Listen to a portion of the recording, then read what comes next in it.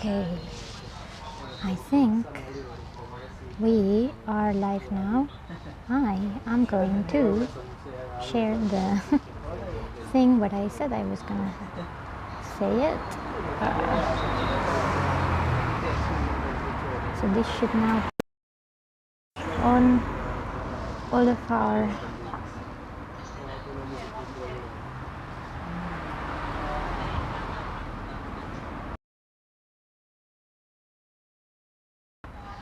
okay, that should be done.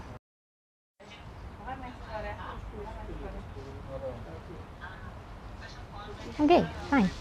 So we are starting in literally 2 minutes. I just need to get ready. I'm just making sure that everything else is working. So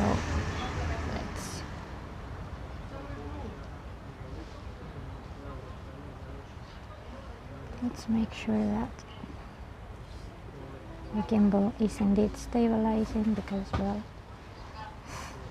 it's being a little bit temperamental, as we know, but it's okay. Right, okay.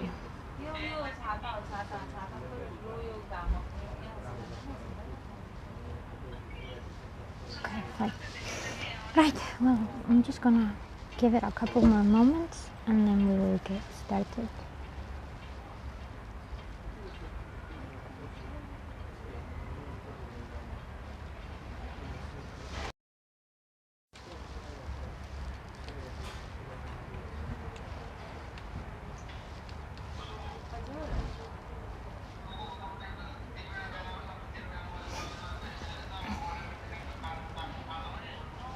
Okay, and I think we are supposed to be live now, so I'm gonna move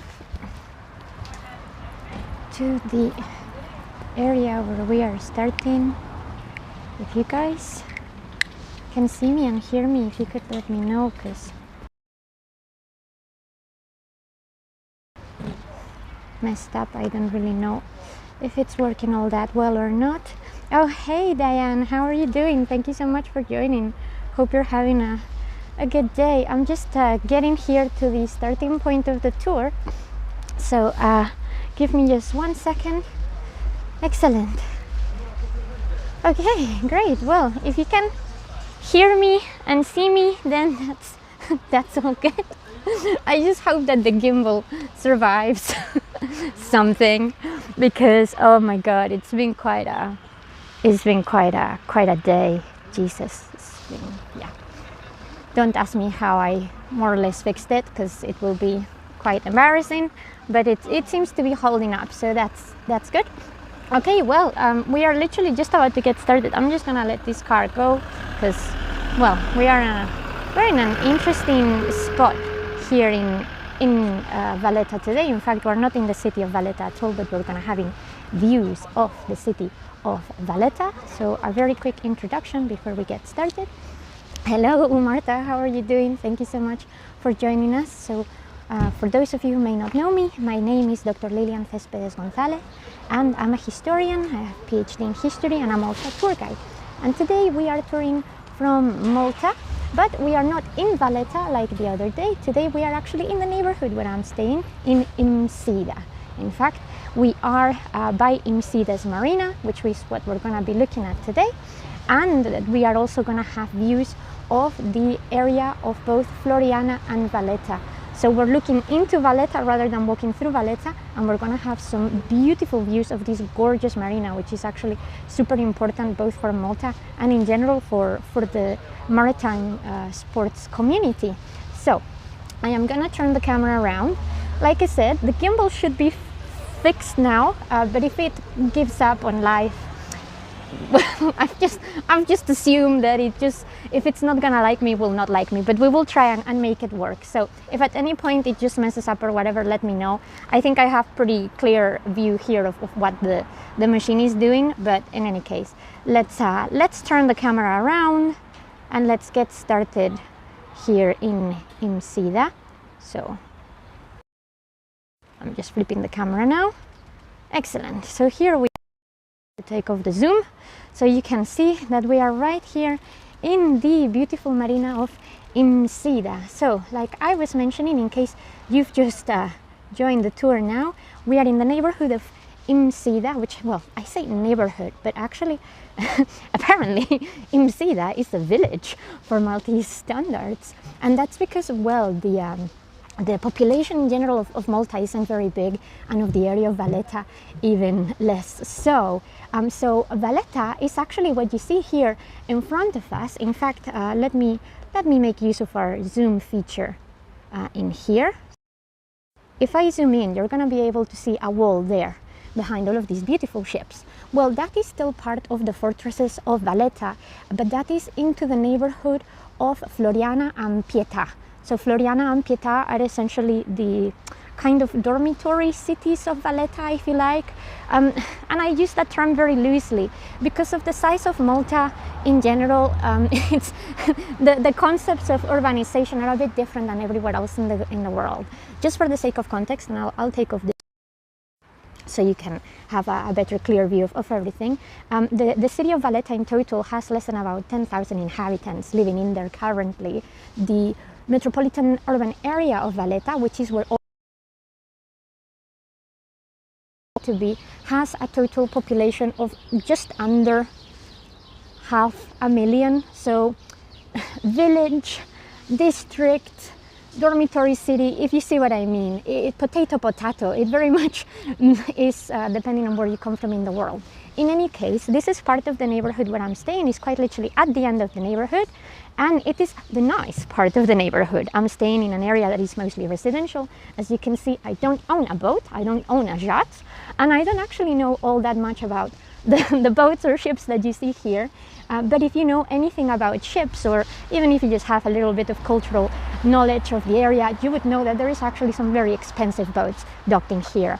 And that's also because the area of Msida that we're in, which actually borders with the neighborhood or district of Ta XBX, is also the area where the vast majority of international embassies are here in Malta. So it's a very wealthy area. And on the other side of the bay, we're going to see also that have actually been docked here for quite some time.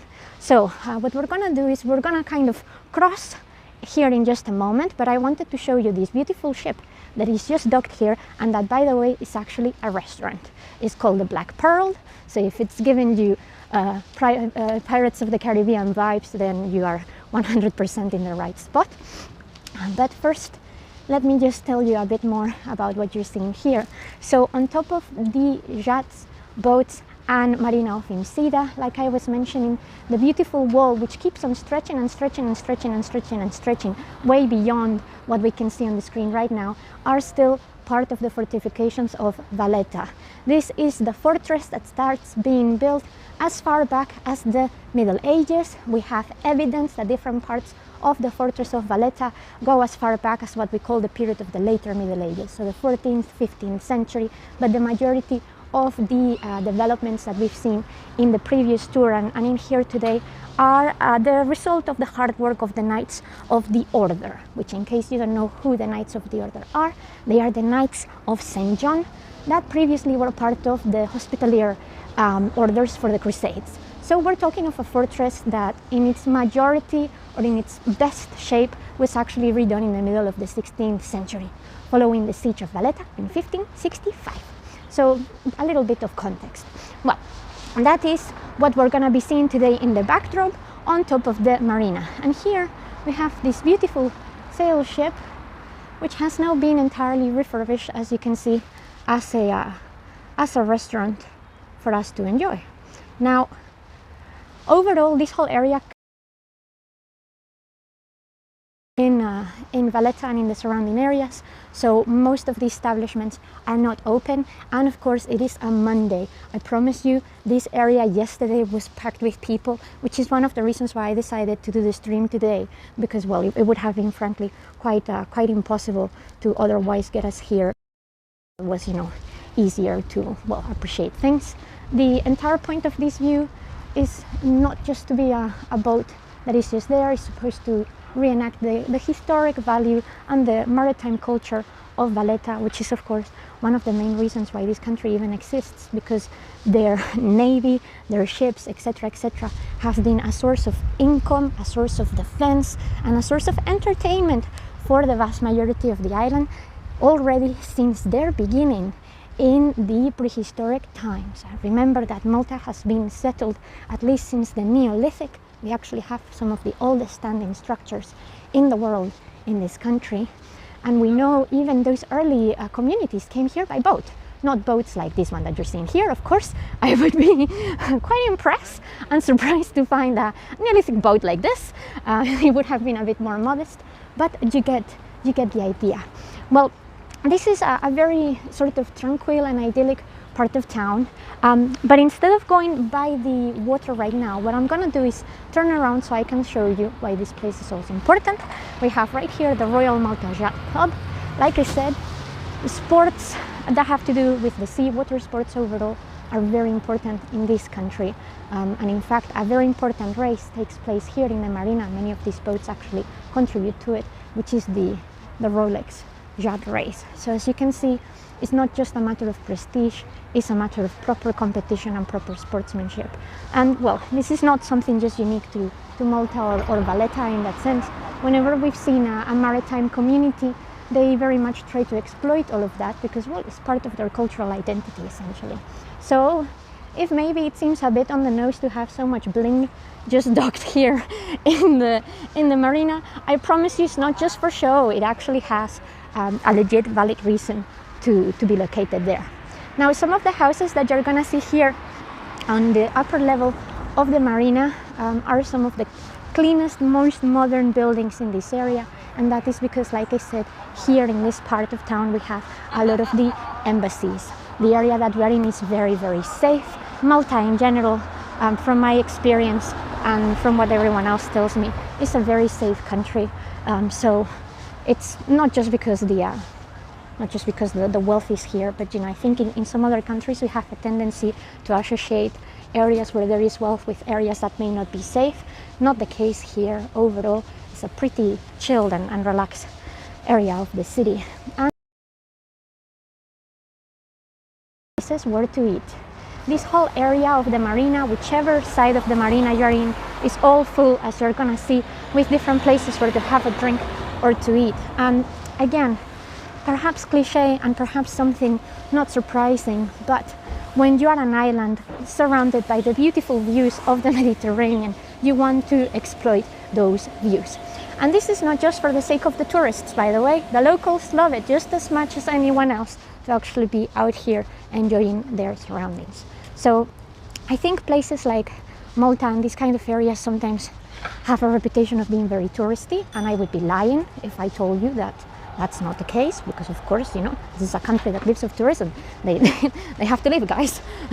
So that's how they make a living. But at the same time, this is not just, like I said, for show. Again, this is part of the community.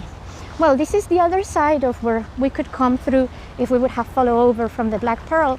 But I'm sure that you can see ahead of us, not just this little docking area, but some military ships.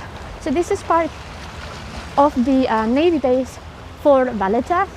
These are mostly here on training as far as I'm concerned, but that whole area where you see the ships and actually all the way back where you start seeing the flagpoles, all of that is gated, so you cannot actually walk through there. So if you're ever in Valletta and you want to walk up there, because I don't know if you can see, there is a road that goes behind these buildings, do not trust what Google Maps tells you, like a damn Spaniard that I know that may be narrating this to you and that actually tried to go up that way and had to be politely turned away by two very nice members of the military that told me, no, you cannot walk over here, this is military training purposes only, which is fair enough. So as you can see, this is not just yachting, this is not just personal ships, this is everything. The military, pleasure, sports, everything in one place. And please, if you do come to Valletta, to Malta, anywhere, do make sure you get in one of those boats, whichever it is, whether it's the little ferry like the one that is just cruising here right now or a proper one. It is a must. You cannot understand a country that is entirely surrounded by water if you're not actually looking at it from that perspective. because that's very much how invaders, colonizers, and other people that took over the country certainly saw it. So it will be part of that historical legacy and part of their identity. Well, one of the other reasons why I wanted to bring you here is so you can behold a Maltese beach. Now, I am sure this is not most people's idea of a beach. If you're joining me from the UK, I'm sorry, maybe this is more familiar to you, but come on, even Brighton has better pebbles than this. Well, the reality of events, guys, is that the Maltese archipelago, because remember, Malta is not just the island of Valletta, it's Valletta, Comino, and Gozo, is mostly an archipelago done with limestone. So the majority of the beaches here that have sand are artificial beaches, and they are in places where tourists tend to go. You need to go a bit farther up from where we're currently towards the area of St. Julian and whatnot to actually enjoy them properly. And Gozo has a few more because they have more clay in terms of a geological composition than over here. But as you can see, there is a gentleman over there who has either just come from a swim or is about to go over on a swim. So it's not unsafe and it's not unusual to actually see the locals quite happily enjoying themselves over here. It may seem weird if you've not experienced an entirely rocky beach before, but I promise you, well, it's not as comfortable as a sandy one for sure, but I promise you it's just as normal and as enjoyable from that regards. And in fact, I kind of feel that people really do make use of these spaces quite a lot all over the coast, whether they're over there in Valletta or whether they are here where we are in Msida. Well, we're gonna carry on walking, and now we're gonna be having views of different locations. So on top of having Valletta here, so we're moving away from the area of Floriana, which is where the ships are and where the big line of the wall is, into the proper entrance of the city of Valletta itself. And you can see the sort of salient from the bastions that are part of that fortress, and of course the cupola there at the back and the tower of what is St. Paul's Cathedral. Valletta has two cathedrals, St. John's Co-Cathedral and St. Paul's Pro-Cathedral, one of which is Catholic, the other one is Protestant, and what we're seeing here is the spire from the Pro-Cathedral of St. Paul's. Well, on the other side of the water, you're seeing an island, a small island called Manuel Island, where there used to be a fort to protect this side of the marina, and where there has been a series of developments as time has gone on. There is a yachting port in there as well, but I don't know if you can see it from here, because, well, although we have the zoom on, it's not as powerful as it could be with the naked eye. There's actually quite a lot of scaffolding in this area. The area of Manuel Island had actually been sort of abandoned for a really long time, and there's been some problems with squatting and with ruins that were in there not really being taken care of properly. But now there has been a lot of redevelopment because, well, Malta is really investing a lot of money, not just in tourism, but in their general infrastructure. So as a way of attracting more wealth to the area, it's a place that really needs, that investment. But the majority of people wouldn't necessarily go over to that island unless you have an interest in the fort that is in there. Now, to be honest, this is, by the way, a very loud one of the many places where you can come and enjoy a drink or something to eat here in this side of the marina. Has the music going for us, quite a loud volume. But out of all the fortresses that you could potentially see in this area, whether it is in Valletta or on the other side in the area of the three cities, where hopefully I'll be taking you later on this week, or you will be seeing in a recording, it's not the best fort to see, and it's not the easiest place to get either.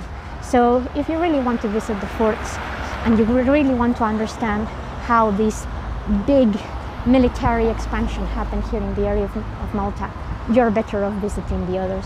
The ferry over to Manuel Island is not as sort of well manned in terms of timetable as the ones from Sliema or from Birgu. So I'm not saying don't come, I'm just saying it can be a bit of a hassle if you don't have the need to see it.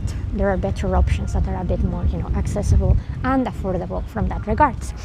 Now, as you can see, the nice houses continue all around the promenade. Not all of them are actual embassies. Some of them are just private villas, normally from wealthy people, but some of them are also now dedicated to touristic endeavors, as it's happening in, well, many places, not just Valletta or Malta, but many places by the sea overall in Europe.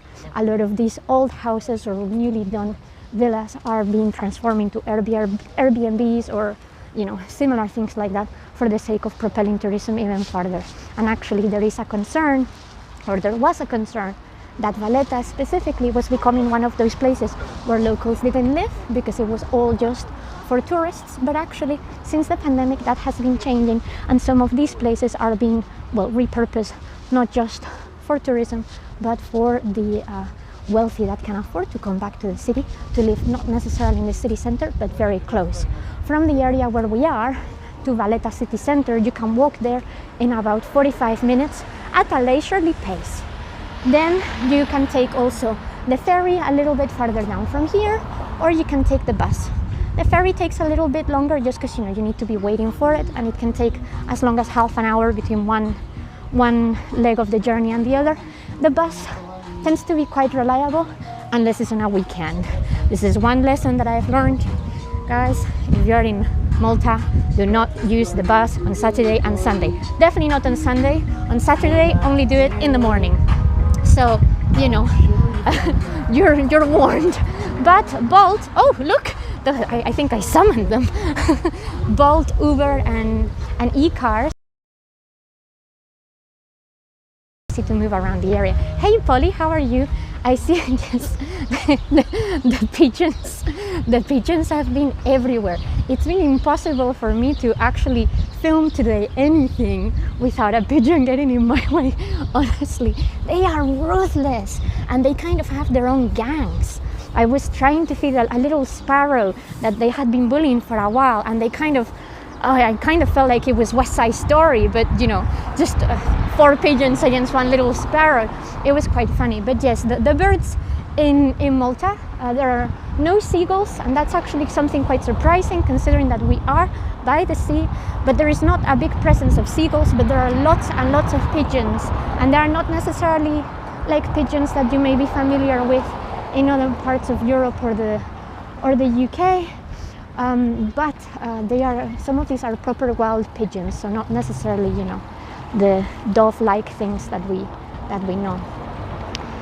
Well, there are a few old buses still running, but they've become not so preferable because, well, as I'm sure you can imagine, the emissions that they make are actually quite bad. And actually, one thing that has really surprised me of Malta is that they are very, very into electric cars, electric buses, all of that.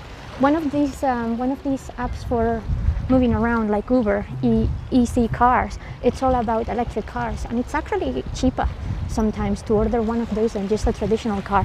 So it's nice to see that they are actually really trying to promote greener environmental, you know, policies in here. Well, this is the other half of the Marina, and as you can see, the wind is quite fierce over in Malta overall.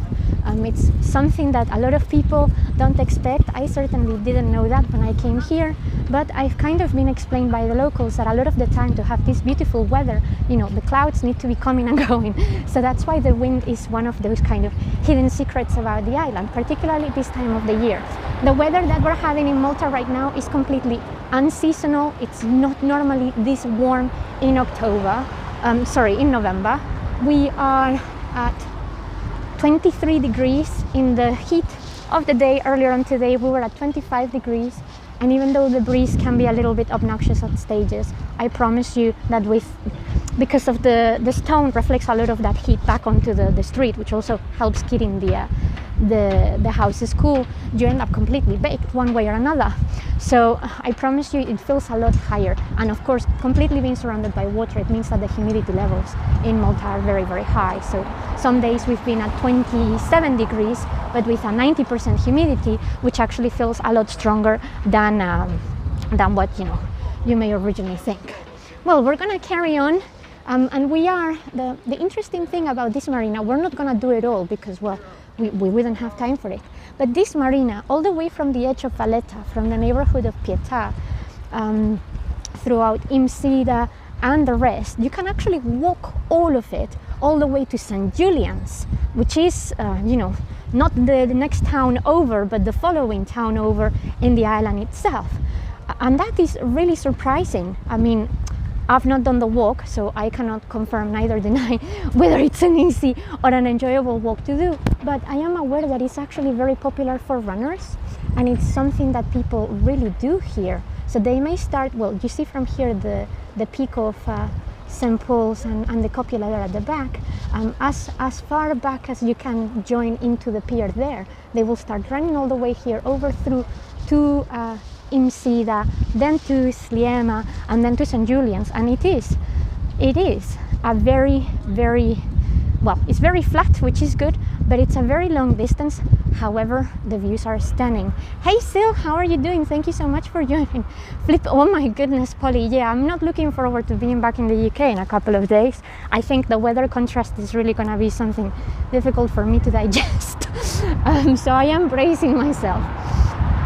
Well, as you can see, we have ships for days, and we have ships of every single category. So like I was saying earlier, and I don't really want to sort of repeat myself, but I hope you really understand and realize that this is not just for the sake of luxury. This is literally a way of life. There are certain places in the world where having a boat is more practical or more common than actually, having a car. And just to give you an example, from the ferry dock in Valletta, if I was to catch the bus to Birgu or to Sliema,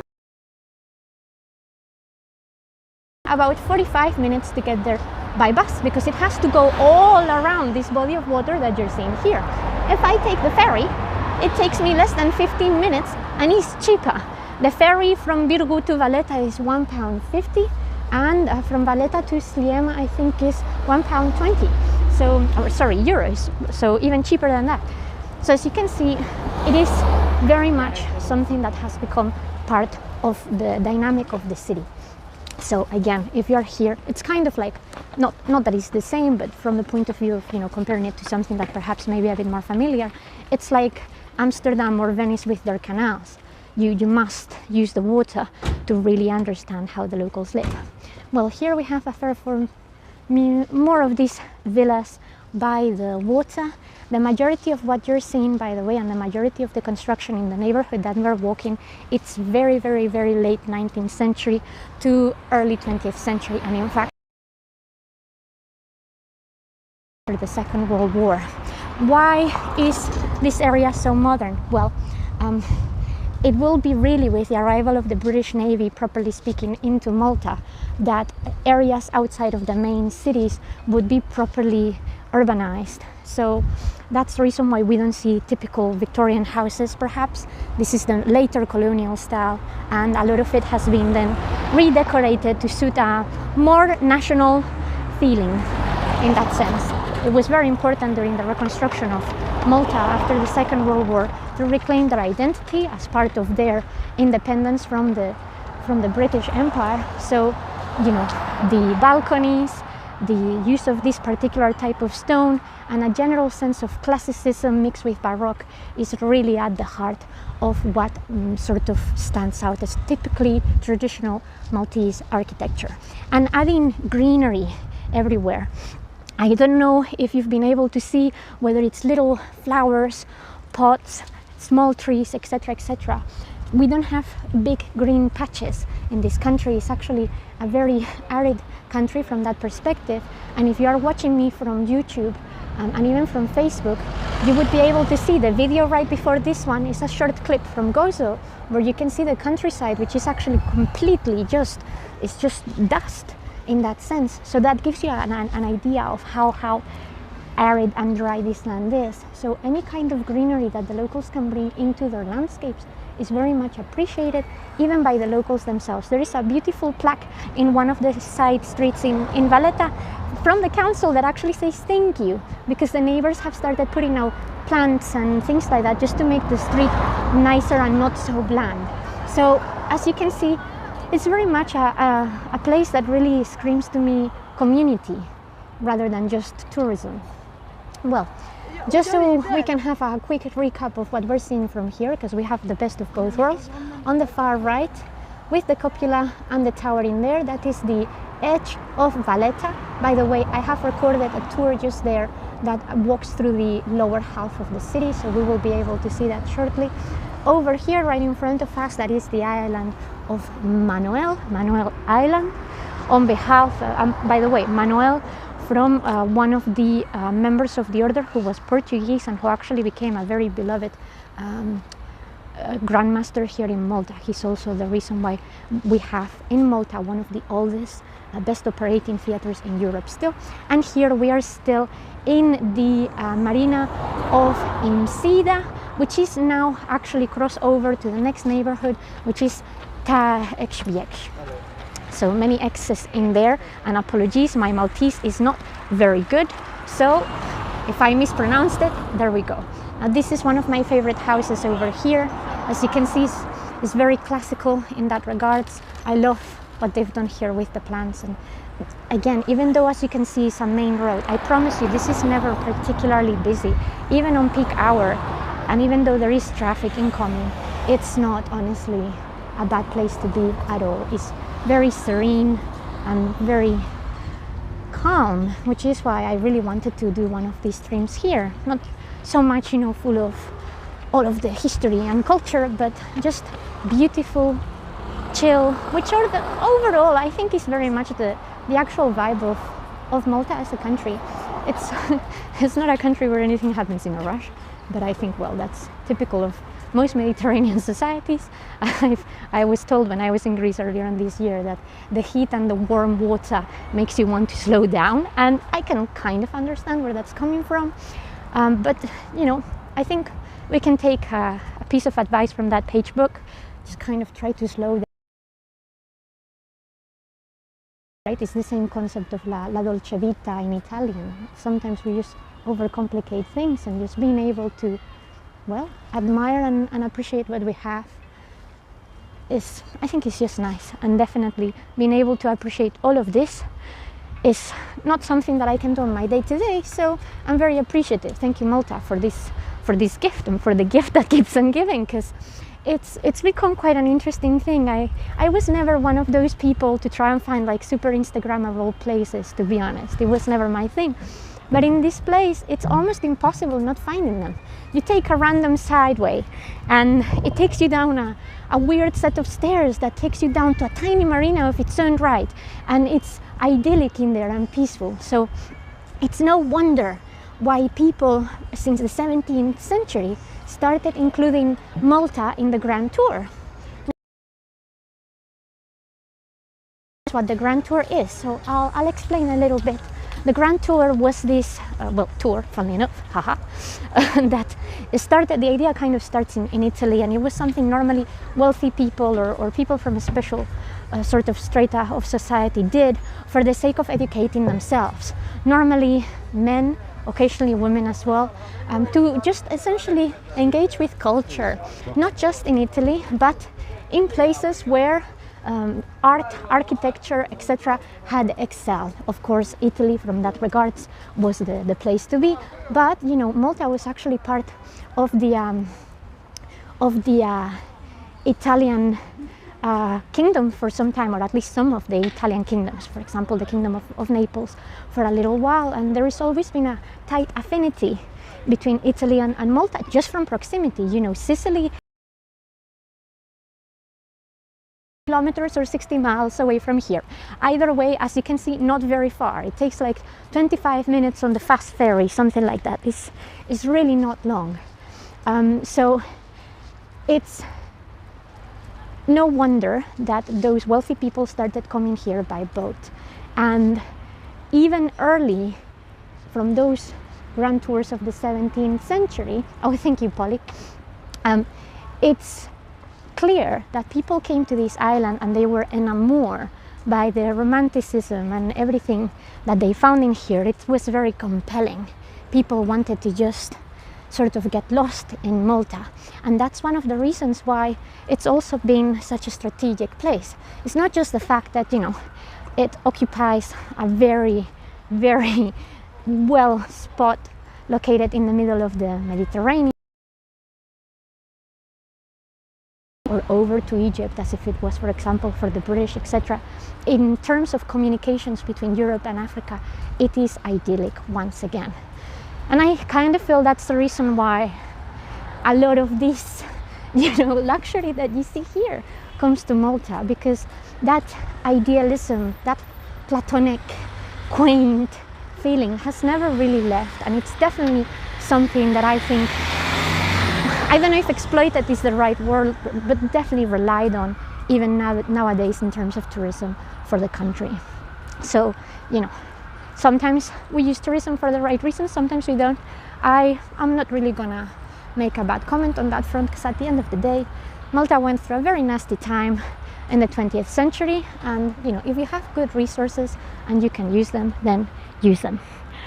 Now, as you can see, we've walked quite some time, and this is what I was saying. This marina is huge. We could carry on going all the way to Sliema. I would love to do that, but unfortunately we do not have time today, because I need to get back to my home later on before the sun comes down, so I can deliver a lecture, the last lecture on World Virtual Tours, by the way, for those of you that were into the art history sessions. It's happening today, so I need to make sure that I'm back for that. But as you can see, it's just more and more and more and more. And even though originally I just thought, oh, it's just one marina over and over, what's so special about it? As you can see, it just keeps on changing, and you find beautiful views like this that you see here with Valletta in the background. So it's almost impossible coming down here to the seashore and not finding a view that you like. And I promise you, sunsets here are beautiful, and so is nighttime.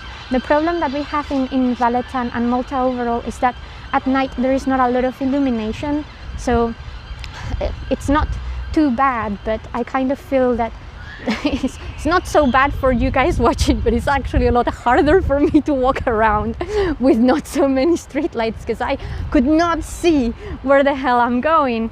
So between, there are a few obstacles, as you can see down here.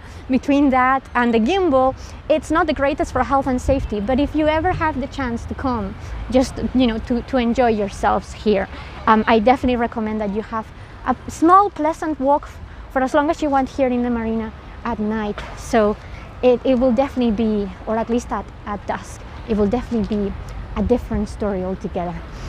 Yes, it's unfortunately we are clashing today, but yes, the recording will still be available for quite some time, well, at least a week.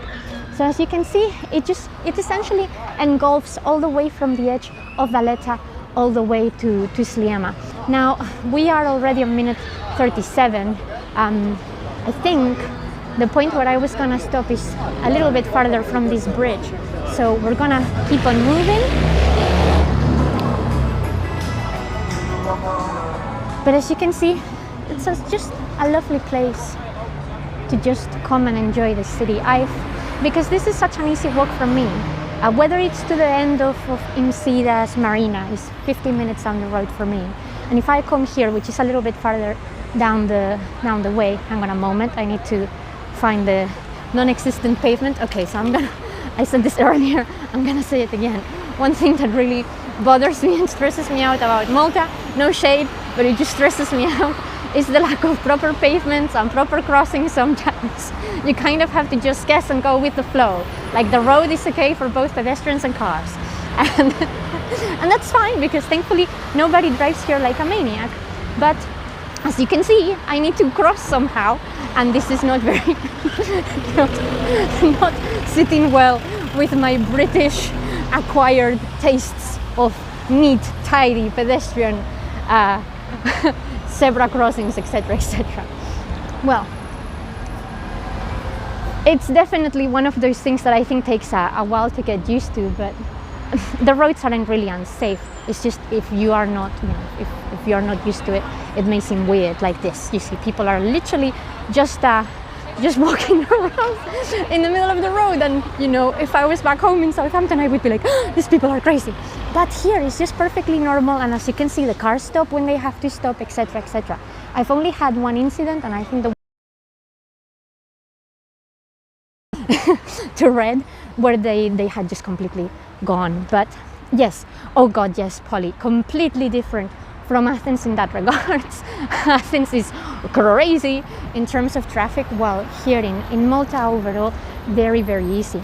All of the cities that I've gone to, whether it was the bus drivers, the taxi drivers, or as a pedestrian, not a single problem in terms of safety to cross the roads, because everybody, I think they're all quite aware and watchful in that regards. Well, we are actually no longer, properly speaking, in the neighborhood of Msida, or rather we are in Msida over to what will effectively be the neighborhood of Sliema, or the town of Sliema. So you see all of those buildings there at the back. It's a very, very modern commercial district against the otherwise relatively chill, low-key areas that we've seen so far. This part of the metropolitan area of Valletta has really been built for the sake of accommodating tourists, bringing money, because pretty much all of this that you see here is a commercial road, whether it is for shops, whether it is for bars, restaurants, etc. You will find it all the way to Tikne Point, which is on the other side. I have actually recorded this other half almost from the spot where I'm gonna stop now to Tikne Point, just so we can have continuity, because, well, as you can see, it goes on and on and on. But it's also a nice walk to do, just so you can feel how different the history, the culture, and the architecture of the city can be, all surrounding the same body of water. And that's just because, like I said, this country has had such an interesting mix of cultures, so many people coming and going, that it's very easy to see it just with your naked eyes. One of the most beautiful things about Malta, for me as a historian and as a tour guide, is that even if you don't know anything about history, because there is a clear impact on the landscape, it's just very easy to understand what things have happened or how places have developed. In that sense, it's crystal clear. It's not like in some other places that there has been so many renovations or so many mixes of things that it's all a bit too eclectic and and kind of, lost for words. But here in Malta, it's easy to understand if you're just willing to see. And that's important, not just to see, but to pay attention while looking. Well, I'm literally gonna get to one of the edges here, and that's where we will stop the tour for today. But as you can see, even a completely different side of the marina, no longer luxury boats in here, mostly these small embarkations. In the morning we don't see as many, because a lot of these things are pleasure boats or even fishing boats that are out doing their jobs. So this is kind of the moment of the day when we start seeing more of them, because they come over back from whatever their journey has been.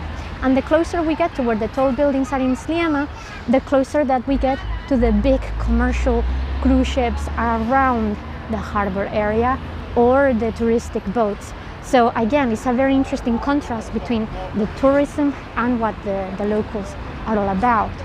So hopefully this has given you, if nothing else, some pleasant, chill views of the surrounding areas of Valletta, and help you understand a bit more what Malta is all about. So I'm gonna give you one last few swipes either side, so you can enjoy the views here for a moment, and then we will call it there. So let me just keep on doing it's not a 360, but you know what I mean, right? Well, hopefully you know what I mean. Excellent.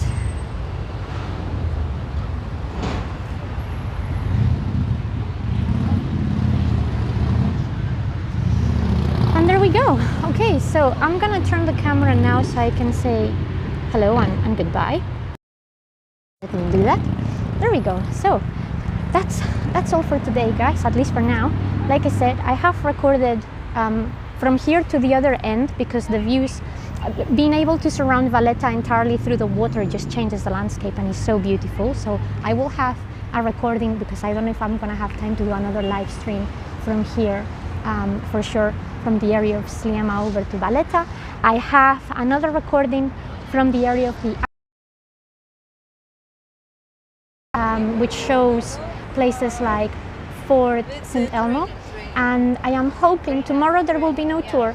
Wednesday is my last proper day here. I'm hoping that after I come back from Gardalam, I need to balance my timetable, but I'm hoping we will be able to do another stream either from Valletta itself or from Birgu.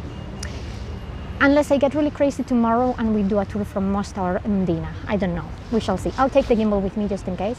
It seems that it's hauled well today, so whatever I did is hanging on. No worries. Thank you so much, Chris. It's my pleasure having you here.